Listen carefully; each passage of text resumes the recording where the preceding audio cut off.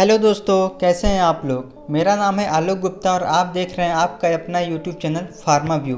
दोस्तों, अगर आप एक डी फार्मा के स्टूडेंट्स हो तो आपके लिए वीडियो बहुत ही इंपॉर्टेंट होने वाली है, क्योंकि इस वीडियो में हम डिस्कस करेंगे डी फार्मा न्यू सिलेबस के बारे में। क्या क्या चीज़ें पढ़नी है, कितने सारे सब्जेक्ट पढ़नी है, सारी चीज़ें हम डिटेल में डिस्कस करेंगे इस वीडियो के अंतर्गत। तो वीडियो में आप लोग लास्ट तक बने रहिएगा। और अगर आप लोग एक फार्मेसी स्टूडेंट्स हैं तो मैं ऐसे ही कंटेंट प्रोवाइड कराता रहता हूं जो फार्मेसी से रिलेटेड है। तो चैनल को आप लोग प्लीज़ विजिट कीजिए और चैनल को सब्सक्राइब कीजिए, अपने दोस्तों के साथ शेयर कीजिए इस वीडियो को। तो चलिए हम शुरू कर लेते हैं और जान लेते हैं कि डी फार्मा फर्स्ट ईयर में आपको क्या क्या चीज़ें पढ़ना है। सारे डिटेल में हम डिस्कस करेंगे इस वीडियो के अंतर्गत। तो चलिए शुरू करते हैं। तो जैसा कि मैंने बताया आपको कि क्या क्या सिलेबस पढ़ना है, तो सिलेबस की श्रृंखला में जो सबसे पहले मैं आपको बता देना चाहता हूँ, डी फार्मा फर्स्ट ईयर में, अभी मैं ये फर्स्ट ईयर का सिलेबस बता रहा हूँ। डी फार्मा फर्स्ट ईयर में आपको बेसिकली 5 सब्जेक्ट पढ़नी है। कितने सब्जेक्ट पढ़नी है? आपको 5 सब्जेक्ट पढ़नी है। अब 5 सब्जेक्ट में आपके क्या होंगे? थ्योरीज होंगे, थ्योरी और क्या होंगे? आपके प्रैक्टिकल होंगे। वीडियो को आप लोग ध्यान से देखिएगा, वीडियो ध्यान से देखेंगे तो सब कुछ चीज़ें समझ में आएंगी, क्योंकि मैं खुद एक फार्मेसी स्टूडेंट्स हूँ तो मैं बेहतर बता पाऊँगा आपको। अब देखिए, मैं आपको बता रहा हूँ 5 सब्जेक्ट पढ़ने हैं, बट इसमें 5 और ऐड हो जाता है। वो क्या होता है? थ्योरी और प्लस प्रैक्टिकल। यानी कि अगर आप लोग 5 कोर्स पढ़ते हो तो आपको 10 कोर्स पढ़ने पड़ते हैं। इट्स मीन दैट कि एक थ्योरी का और एक प्रैक्टिकल का। और थ्योरी और प्रैक्टिकल डिफरेंट नहीं होता है दोस्तों। अगर आप लोग फार्मेसी के स्टूडेंट हो तो आपके लिए प्रैक्टिकल सबसे ज़्यादा महत्वपूर्ण रखता है थ्योरी से ज़्यादा। तो थ्योरी के साथ साथ प्रैक्टिकल पोर्शन को भी कवर करना। दोस्तों, जैसा कि आप लोग स्क्रीन पे देख पा रहे होगी, जो पहला आपका सिलेबस, जो पहला आपका सब्जेक्ट है वो है फार्मास्यूटिक्स थ्योरी। अब देखिए, फार्मास्यूटिक्स थ्योरी क्या होता है। फार्मास्यूटिक्स थ्योरी के बारे में अभी प्रॉपर में डिटेल में बात करूंगा इस वीडियो के अंतर्गत। तो अभी आप लोग ऐसे ऊपर देख लो क्या क्या चीज़ें पढ़ना है, फिर मैं जाता हूँ अपने मेन टॉपिक पे। अब देखो, जो दूसरा आप लोग सब्जेक्ट देख रहे होगे, ये देखो, ये फार्मास्यूटिकल का प्रैक्टिकल है, तो इसको अभी आप लोग छोड़ दो, ठीक है। अभी हम बस 5 की बात करेंगे। तीसरे नंबर पर आप लोग देखो, फार्मास्यूटिकल केमिस्ट्री है, ये भी थ्योरी है। तीसरे नंबर पर जो है वो है फार्माकोग्नोसी थ्योरी, ठीक है। अभी मैं वीडियो में बताऊँगा कि क्या क्या चीज़ें आपको इसके अंदर पढ़नी होती है। अब देखो, आप लोग यहाँ पे देख पा रहे हो human anatomy and physiology theories. देखो, ये जो होता है सबसे महत्वपूर्ण पार्ट होता है हमारे, जिसमें सारे बॉडी ऑर्गन्स के बारे में बताए जाते हैं। अदर जो है सब्जेक्ट जो है सोशल फार्मेसी थ्योरी, ठीक है। अब देखो, सोशल फार्मेसी प्रैक्टिकल पे तो कितने आपके हो गए टोटल जो होंगे। अब देखो, आपको जो टोटल सिलेबस हो गए वो हो गए 5। पहले पे क्या था आपका? फार्मास्यूटिक्स। दोस्तों, फार्मास्यूटिक्स था, ठीक है, फार्मास्यूटिक्स। और दूसरे पे आपका था, दूसरे पे जो था आपका वो था फार्माकोग्नोसी, फार्माकोग्नोसी, ठीक है। और जो तीसरे नंबर पे था वो था आपका फार्मास्यूटिकल केमिस्ट्री, फार्मास्यूटिकल केमिस्ट्री। मैं आपको एक चीज़ बता देना चाहता हूँ, देखो ये जो नाम है ना, काफ़ी मिलते जुलते हैं। तो पहली बार अगर आप लोग सिलेबस को देखोगे तो आप लोग बहुत ही ज़्यादा कंफ्यूज होने वाले हो। फार्मास्यूटिक्स अलग है और फार्मास्यूटिकल केमिस्ट्री अलग है, ठीक है, और फार्माकोग्नोसी भी अलग है, ठीक है। तो इसमें आप लोग कंफ्यूज नहीं होगे। नेक्स्ट जो आता है वो आता है आपका चौथे नंबर पे, वो आता है ह्यूमन एनाटॉमी एंड फिजियोलॉजी, जिसको हम शॉर्ट में HAP के नाम से जानते हैं, ह्यूमन एनाटॉमी एंड फिजियोलॉजी। 5वें नंबर पर जो आता है आपको जो पढ़ना होता है वो होता है सोशल फार्मेसी, ठीक है दोस्तों, सोशल फार्मेसी होता है। अब देखिए, मैं आपको बता देना चाहता हूँ कि आपको इसमें पढ़ना क्या क्या है। सबसे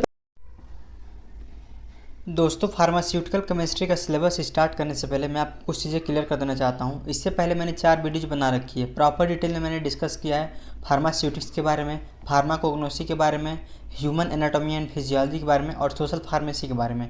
तो दोस्तों, अगर आपने वो वाली वीडियो नहीं देखी है मेरी, तो आप लोग जा करके उसको जरूर चेकआउट करो, डिस्क्रिप्शन बॉक्स में इसका लिंक मिल जाएगा। आज हम बात करेंगे फार्मास्यूटिकल केमिस्ट्री के सिलेबस के बारे में। दोस्तों, फार्मास्यूटिकल केमिस्ट्री को पढ़ना बहुत इंपॉर्टेंट हो जाता है एक फार्मेसी के स्टूडेंट के लिए, क्योंकि फार्मास्यूटिकल केमिस्ट्री में ही जितनी सारी दवाइयाँ बनती हैं, जितनी दवाइयाँ, अगर हम लोग फ्लेक्सान भी लेते हैं तो उसके अंदर जो कॉम्पोजिशन होता है पैरासीटामोल एंड एसिक्लोफेनेक का, तो वही फार्मास्यूटिकल केमिस्ट्री के अंतर्गत ही बनाई जाती है। तो वीडियो को आप लोग बहुत ही ध्यान से देखिएगा, क्योंकि इस चैप्टर में कुछ आपको ऐसा देखने को मिलेगा, सारी जो दवाइयाँ होती हैं वो सारी की सारी जानकारियाँ फार्मास्यूटिकल केमिस्ट्री में ही मिलती हैं, जितनी दवाइयों के कॉम्पोजिशन होते हैं। तो वीडियो को दोस्तों आप लोग लास्ट तक देखिएगा और वीडियो को स्किप करके मत देखिएगा, क्योंकि आपको सिलेबस समझ में नहीं आएगा। तो चलिए शुरू कर लेते हैं। अगर आप लोग कोई और टॉपिक चाहते हो, ठीक है, या तो कोई चीज़ फार्मेसी से रिलेटेड जानना चाहते हो, तो आप लोग कमेंट बॉक्स में पूछ सकते हो, या तो मुझसे डायरेक्टली इंस्टाग्राम पे भी जुड़ सकते हो, ठीक है। अब मैं बात करता हूँ अगर फार्मास्यूटिकल केमिस्ट्री के सिलेबस के बारे में। तो फार्मास्यूटिकल केमिस्ट्री जो है, मैं भी जब पहली बार एडमिशन लिया था तो केमिस्ट्री पढ़ नहीं रही थी, लेकिन हाँ, अगर पढ़ते हो आप लोग वाकई में तो चीज़ें समझ में आती हैं, ठीक है। तो अब बात करते हैं फार्मास्यूटिकल केमिस्ट्री के थ्योरीज़ के बारे में। तो थ्योरीज के बारे में भी हम बात कर लेते हैं, क्या क्या चीज़ आपको पढ़ना है। मैं आपको बेसिक्स थोड़ा बता दूंगा कि उसके जो भी टॉपिक कवर करूंगा उसके मैं बेसिक के बारे में आपको बताता चलूँगा। तो दोस्तों आप लोग यहाँ पे देख पा रहे होगे, introduction to pharmaceutical chemistry, scope and errors, impurities. अब देखिए इसका मतलब क्या होगा। जो फार्मास्यूटिकल केमिस्ट्री है उसको हम लोग क्यों पढ़ रहे हैं, ठीक है, उसके स्कोप क्या है आगे चल के, अगर हम पढ़ लेते हैं तो क्या क्या चीज़ें हम आगे कर सकते हैं, इसके बारे में आप लोगों को बेसिकली पढ़ाया जाता है। अब हम बात करते हैं sources and types of error. देखिए जो भी चीज़ें होती हैं, आप लोग कोई भी चीज़ मेजरमेंट करते हो तो एरर्स उसमें ज़रूर आते हैं। एरर्स कितने टाइप के होते हैं, एक्यूरेसी होता है, प्रिसीजन होता है, सिग्निफिकेंट फिगर होता है। तो इस टाइप के जो एरर्स है वो आपको इसमें पढ़ना होता है। फिर लिमिट टेस्ट पढ़ना होता है। इम्प्योरिटीज मीन्स होता है, जैसे आप लोग देखो यहाँ पे, इम्प्योरिटीज इन फार्मास्यूटिक्स।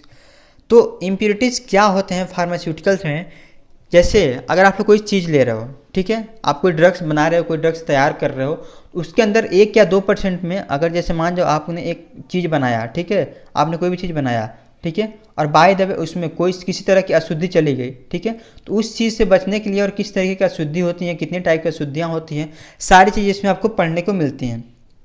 उसके बाद शायद पढ़ना पड़ता है वैल्यूमेट्रिक एनालिसिस। अब दोस्तों वैल्यूमेट्रिक एनालिसिस होता क्या है, आप लोग यहाँ पे देख पा रहे होगे, टाइट्रेशन का नाम आपने सुना होगा। टाइट्रेशन आप लोग, जैसा कि आप लोग पढ़े भी होंगे 12th क्लास में, तो उसके बेसिक्स अगर आपको क्लियर होंगे तो यहाँ पे आकर भी आप लोग को क्लियर हो जाते हैं चीज़, और थोड़ा सा तो यार पढ़ना पड़ता है, ठीक है, केमिस्ट्री हवा नहीं लगा अगर आप लोग नहीं पढ़ोगे तो अब यहाँ पे देख लो आप लोग वैल्यूमेट्रिक एनालिसिस में क्या क्या पढ़ना होता है। Fundamentals of the volumetric analysis, acid base titration, non aqueous titration and precipitation titration, complexo, यहाँ पे देखो आप लोग, कॉम्प्लेक्सोमेट्रिक टाइट्रेशन, रेडॉक्स टाइट्रेशन, जितने भी तरह की टाइट्रेशन होती हैं वो सारी चीज़ें आपको इसमें पढ़नी होती हैं, ठीक है दोस्तों। अब हम बात करते हैं इनऑर्गेनिक फार्मास्यूटिक्स। देखो इनऑर्गेनिक फार्मास्यूटिकल्स, इसका मतलब होता क्या है, इसका मतलब ये होता है कि जितने भी तरीके की दवाएं बनती हैं, ठीक है। अब देखो इसमें क्या क्या चीज़ें दी हुई हैं, pharmaceutical formulation, market preparation, storage condition and usages of. तो जितने भी तरीके की दवाएं बनती है, देखो haematinic, gastrointestinal agent, topical agent, dental product, medicinal gases, ये बेसिकली आप लोग कन्फ्यूज नहीं, ये बेसिकली क्या है, ये देखो ड्रग्स के नाम हैं, ठीक है। ये ड्रग्स प्रयोग जो होता है हमारे, बेसिकली जो दवाई बनाई जाती है उसमें सारी चीज़ें प्रयोग होती हैं।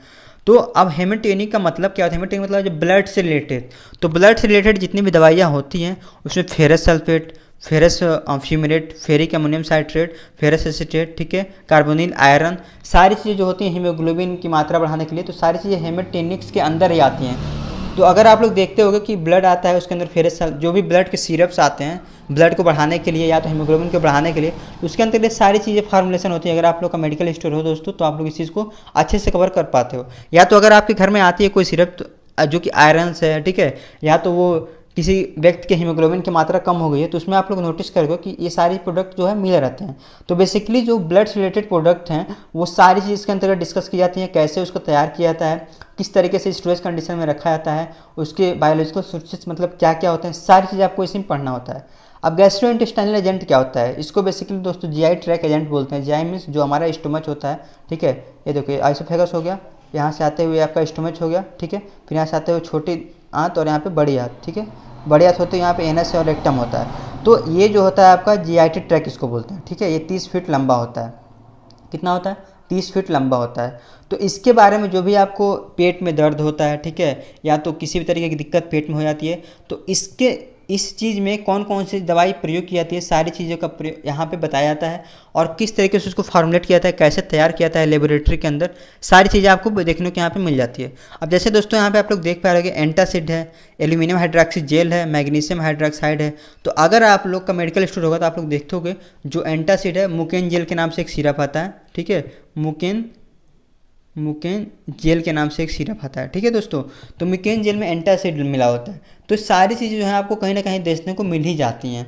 तो अब हम बात करते हैं टॉपिकल एजेंट, ठीक है।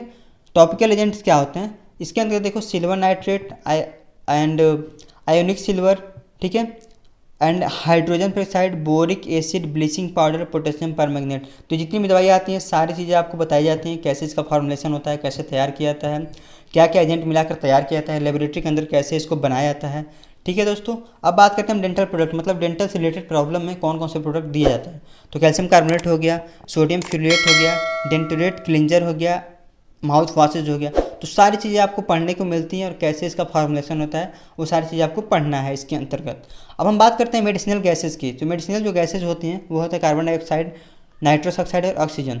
मैं आपको एक चीज़ बता दूं दोस्तों कि ये जो आप लोग देख पा रहे होंगे ये कोई इतना भारी भरकम नहीं है, ठीक है। मैं आपको बता देना चाहता हूँ, अगर आप लोग सही से कवर करते हो चीज़ों को तो आप लोग आसानी से कर ले जाओगे, कोई दिक्कत नहीं होगा। क्योंकि मैंने जब फर्स्ट सेशनल के एग्जाम में पढ़ा था तो मुझे बहुत टफ लग रहा था, लेकिन जब मैंने पढ़ना स्टार्ट किया तो एक एक चीज़ें कैसे कवर हो गई पता भी नहीं चला। अब हम बात करते हैं कि चौथे नंबर में आपको चौथा जो टॉपिक है फार्मास्यूटिकल केमिस्ट्री का, उसमें अंदर क्या पढ़ना है। तो आप देखो आप लोग introduction to nomenclature organic chemical system with particular reference to heterocyclic compound containing up to 3 rings. तो दोस्तों जितने भी हेट्रोसाइक्लिक कंपाउंड होते हैं जिसमें 3 रिंग्स होता है उसके बारे में आपको पढ़ना होगा। अब आता है हमारा मेन जो है, आप जो जैसे देख पा रहे होगे मेन हमारा इंपॉर्टेंट टॉपिक जो कि सभी फार्मेसी स्टूडेंट के लिए जानना बहुत ही इंपॉर्टेंट हो जाता है।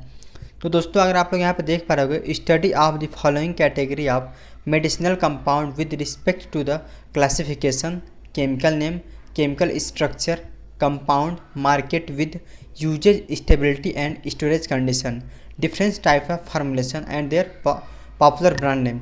दोस्तों इसका मतलब क्या हुआ, मैं आपको सिंपल लैंग्वेज में बताता हूँ।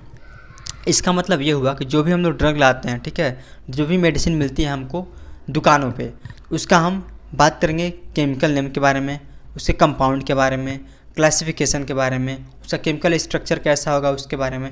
जैसे हम लोग अगर बात करते हैं पीसीएम की, ठीक है, तो पीसीएम का केमिकल स्ट्रक्चर क्या होता है, वो मार्केट में कौन से नाम से अवेलेबल है, उसका ब्रांड नेम क्या होता है, उसकी स्टोरेज कंडीशन कैसी होनी चाहिए अगर आप लोग रखते हो तो, ठीक है, फार्मूलेशन क्या क्या होना चाहिए।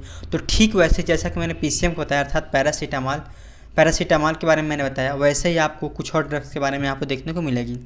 तो आप लोग पाँचवें टॉपिक जो देख पा रहे हो वो है कुछ इस तरीके का कि drug acting on the central nervous system. तो दोस्तों यहाँ पे देखो क्लासिफिकेशन कितना बढ़िया से किया गया है। जो ड्रग्स है वो सेंट्रल नर्वस सिस्टम होता है हमारा, जिससे हम सीएनएस बोलते हैं, बेसिकली जो ब्रेन होता है हमारा। तो सीएनएस जो होता है सेंट्रल नर्वस सिस्टम, उसके अंतर्गत कितनी सारी जो ड्रग है वो काम आती हैं, ठीक है। अब इसके अंतर्गत सबसे पहला है एनेस्थेटिक्स, ठीक है। एनेस्थेटिक का दोस्तों मतलब मैं आपको बता दूं, एनेस्थेटिक का मतलब क्या होता है। एनेस्थेटिक का मतलब दोस्तों वो होता है जब आप लोग किसी बॉडी के पार्ट को शून्य करते हो। शून्य मतलब जब आप लोग ऑपरेशन करने जाते हो, ठीक है, ऑपरेशन करवाने जाते हो, तो आप लोग देखते हो कि बहुत बड़े डॉक्टर बोलता है कि एनेस्थेसिया करना पड़ेगा। तो दिस मीन दैट कि एनेस्थेसिया मतलब होता है कि वो अब जो जिस इंजेक्शन का प्रयोग करेगा उसमें basically thiopental sodium, ketamine, hydrochloride and propofol, इन सारे इंजेक्शन का प्रयोग किया जाता है। तो बेसिकली होता है बॉडी के किसी पार्ट को शून्य करने के लिए एनेस्थेटिक का प्रयोग किया जाता है, ठीक है। अब हम बात करते हैं सेडेटिव एंड हाइपोटेनिक्स के बारे में। देखो दोस्तों सेडेटिव्स एंड हाइपोटेक्सिक जो ड्रग होता है वो उसके अंतर्गत क्या होता है, अगर आपको नींद नहीं आती है, ठीक है, बेचैनी हो रही है, नींद नहीं आ रही है, घबराहट हो रही है, बेसिकली आपकी नींद गायब है, तो उसके अंतर्गत जिस ड्रग का प्रयोग किया जाता है वो है डाइजेपाम, एल्प्राजोलम, ठीक है, नेट्राप्रोजाम एंड फिनोबार्बिटाल। तो दोस्तों मार्केट में जैसे कि आप लोग देख पा रहे हो, मार्केट में इसका नाम एल्प्रॉक्स के नाम से जो दवाई मिलती है, बहुत सारी दवाइयाँ मिलती हैं। अब मेरा चूँकि मेडिकल स्टोर है तो मुझे पता है। तो एल्प्राजोलम के नाम से जो दवाई मिलती है वो होती है बेचैनी के लिए। बेसिकली किसी व्यक्ति को अगर बेचैनी हो रही है, नींद नहीं आ रही है, तो उसको हम एल्प्राजोलम का देते हैं, ठीक है। उसके बारे में आपको प्रॉपर तरीके से पढ़ना है इसके अंतर्गत। अब हम बात करते हैं दोस्तों एंटीसाइकोटिक ड्रग के बारे में। दोस्तों एंटीसाइकोटिक ड्रग का मतलब क्या होता है। एंटीसाइकोटिक का मतलब होता है मैडनेस, ठीक है, मैडनेस, या तो किसी व्यक्ति को दिमाग से रिलेटेड कोई प्रॉब्लम है, ठीक है, उसके ब्रेन में कोई डिसऑर्डर हो गया है, तो उसके हम एंटीसाइकोटिक ड्रग देते हैं। अब इसके अंतर्गत बेसिकली क्या होता है, इसके अंतर्गत जो ड्रग आता है वो आता है क्लोरोप्रोजामैजिन, ठीक है, क्लोरोप्रोरोमैगजिन, हाइड्रोक्लोराइड एंड हैलोपेरिडॉल एंड यहाँ पे देखो आप लोग सल्पिराइड एंड ओलांजेपिरिन एंड ल्यूसारिडोन। तो दोस्तों ये जितनी भी दवाइयाँ आती हैं वो अगर कोई व्यक्ति लाइक मैडनेस है, ठीक है, या तो उसके मेंटल में कोई डिसऑर्डर हो गया है, तो ये दवाइयाँ प्रयोग की जाती हैं, यही दी जाती है मेडिकल स्टोर से उठाकर और उसको वही दवाई दी जाती है, ठीक है, अगर हम सिंपल लैंग्वेज में बात करूँ तो। अब हम बात कर लेते दोस्तों, अब हम बात करेंगे एंटीकोलवेंसेंट ड्रग की। एंटीकोलवेंसेंट ड्रग क्या होता है, सबसे पहले आप लोग इसको समझो। तो दोस्तों एक बीमारी होती है इपीलेप्टिक सीजर्स, ठीक है। आप लोग सोचोगे ये कौन सी बीमारी होती है, तो मैं बता दूं आपको, इपिलेप्टिक सीजर जो बीमारी होती है उसके अंतर्गत जो होता है एंटीकोन्वल्सेंट ड्रग का प्रयोग किया जाता है। अब जो मैं बता रहा हूँ इपिलेप्टिक जो सीजर्स होता है बीमारी, उसके अंतर्गत क्या होता है, उसके अंतर्गत बेसिकली वो होता है कि जो आपके जो ब्रेन में है ना, ब्रेन में कि इलेक्ट्रिक करंट लगता है, ठीक है, तो उसके अंतर्गत सारे हमारा सिस्टम काम करता है और हमको महसूस होता है। तो जो डिसऑर्डर हो जाता है उसके अंदर क्या होता है, अनकंट्रोल्ड इलेक्ट्रिक डिसबैलेंस बेसिकली बोल सकते हैं हम। तो डिसबैलेंस ऑफ द इलेक्ट्रिक, ठीक है, इलेक्ट्रिकल डिसबैलेंस, बेसिकली आप लोग इतना समझो, ब्रेन में जो है इलेक्ट्रिकल डिसबैलेंस हो जाता है तो उसको हम बोलते हैं एंटीकोन्वल्सेंट। अब इसके अंतर्गत जो ड्रग दिया जाता है, हालांकि आप लोग इसको सही से पढ़ोगे, मैं तो केवल सिलेबस डिस्कस करूँगा, ठीक है। अब इसके अंतर्गत जो ड्रग दिया जाता है वो आता है फेनाइटोन, कार्बामेज़ापिन, क्लोनाजेपाम, वाल्प्रिक एसिड एंड लैमोट्रिगिन, ठीक है दोस्तों। यहाँ पे देखो आप लोग लैमोट्रिगिन, तो ये सारी जो ड्रग्स आती है वो बेसिकली एंटीकोन्वल्सेंट के रूप में प्रयोग की जाती है। अब यहाँ पर आप लोग देख पा रहे हो एंटी डिप्रेशंस। अब एंटी डिप्रेशन क्या होता है, कोई व्यक्ति डिप्रेशन में चला गया, ठीक है, तो उसको अंदर जितनी प्रयोग की जाती है, आप लोग यहाँ दवाइयाँ देख रहे हो, बेसिकली ये दवाइयाँ मैं बता रहा हूँ आपको दोस्तों, ये मेडिकल स्टोर में सारे नाम से मिल जाती हैं आप लोग, इसीलिए मैं आपको एग्जाम्पल के साथ इसको कोट करके दिखा रहा हूँ, ठीक है। ऐसा नहीं है कि ये केवल कंपोजिशन है और इसी के नाम से कई कई ब्रांड नेम भी आते हैं, मार्केट में अवेलेबल हैं, जैसा कि आप लोग स्क्रीन पे दिख ही रहा होगा, ठीक है। अब यहाँ पे आप लोग देखो क्या है, एमिट्रिफिलिन, देखो दोस्तों एमिट्रिफिलिन, ठीक है, हाइड्रोकोलाइड, इमीपैरामिन हाइड्रोक्लोराइड, ठीक है, फ्लुक्साटिन, फिर है उसके बाद से आप लोग देख पा रहे हो पैरोक्सिटिन। तो ये सारी जो दवाइयाँ होती है वो एंटी डिप्रेशन के रूप में प्रयोग की जाती है। अब यहाँ पे आप लोग देखो दोस्तों क्या है, ड्रग अफेक्टिंग इन दी ऑटोनोमिक नर्वस सिस्टम। दोस्तों ऑटोनोमिक नर्वस सिस्टम जो होता है वो दो प्रकार का होता है, ठीक है। कितने प्रकार का होता है, वो दो प्रकार का होता है। यहाँ पे आप लोग देख पा रहे होगे, सबसे पहले आप लोग देखो क्या दे रहा है, सिंपैथेटिक होता है, एक होता है सिंपैथेटिक और एक होता है पैरासिम्पैथेटिक, ठीक है। तो यहाँ पे आप लोग देखो जो प्रयोग किया जा रहा है वो किया जा रहा है सिंपैथोमेटिक एजेंट, ठीक है, डायरेक्टिंग एक्टिंग ऑन दी, यहाँ पे आप लोग देखो नॉर इपिनेफ्रिडिन, नॉर इपिनेफ्रिडिन, ठीक है, इपिनेफ्रिडिन, फिनाइलफ्रिडिन, तो जितनी भी दवाइयाँ होती हैं जो प्रयोग की जाती हैं वो प्रयोग की जाती है सिंपैथेटिक एजेंट के रूप में, ठीक है। अब यहाँ पे आप लोग देखो डोपामाइन बेसिकली एक हार्मोन होता है, तो ये दवाइयाँ दी जाती हैं उसके अंतर्गत हार्मोन का रिलीज हो जाता है, अगर किसी इससे रिलेटेड कोई प्रॉब्लम है तो उसके बाद हार्मोन का रिलीज हो जाता है। फिर यहाँ पे आप लोग देखो टेरब्यूटालिन, सल्बूटामॉल, ठीक है, सल्बूटामॉल के नाम से एक जो दवाई आती है आप लोग यहाँ पे देख पा रहे हो डेरिफाइलिन, ठीक है दोस्तों, डेरिफाइलिन नाम की जो दवाई आती है वो सल्बूटामॉल के नाम से होती है। बेसिकली सांस फूलती है किसी व्यक्ति की, ठीक है, हमारे यहाँ देहात में बोला जाता है, देहाती लैंग्वेज में बोला जाता है सांस फूलना, मतलब ये कि सांस का आना जाना बहुत तेज़ी से, उसको उसके अंदर जो प्रयोग की जाती है वो बेसिकली प्रयोग की जाती है सल्बूटामॉल का, ठीक है, डेरिफाइलिन के नाम से आल्सो मिल जाती है मार्केट में। अब हम बात करते हैं यहाँ पे देखो इनडायरेक्ट एक्टिंग एजेंट के बारे में, ठीक है। इसके अंतर्गत देखो क्या क्या है एजेंट, आप लोग यहाँ पे देख पा रहे हो हाइड्रोक्सी, ठीक है, amphetamine and pseudoephedrine agent with the mix mechanism, ठीक है, इफेड्रिन एंड मेटारेमिनॉल। तो दोस्तों ये जो दवाइयाँ होती हैं वो बेसिकली इनडायरेक्ट एक्टिंग एजेंट के रूप में प्रयोग की जाती हैं, ठीक है दोस्तों, इतनी चीज़ आपको क्लियर है। अब हम बात करते हैं दोस्तों, हम बात करेंगे एड्रेनर्जिक एजेंट के बारे में। तो आपने बहुत बार सुना होगा, अगर आप लोग HFE पढ़ोगे तो उसमें आपको पता चलेगा अल्फ़ा ब्लॉकर और बीटा ब्लॉकर, ठीक है दोस्तों। उसके अंदर जो प्रयोग किया जाता है मेडिसिन का वो किया जाता है alpha adrenergic blocker and tolazoline and phentolamine, ठीक है दोस्तों। तो अल्फ़ा और बीटा ब्लॉकर के रूप में जिस ड्रग का प्रयोग किया जाता है वो यही होता है।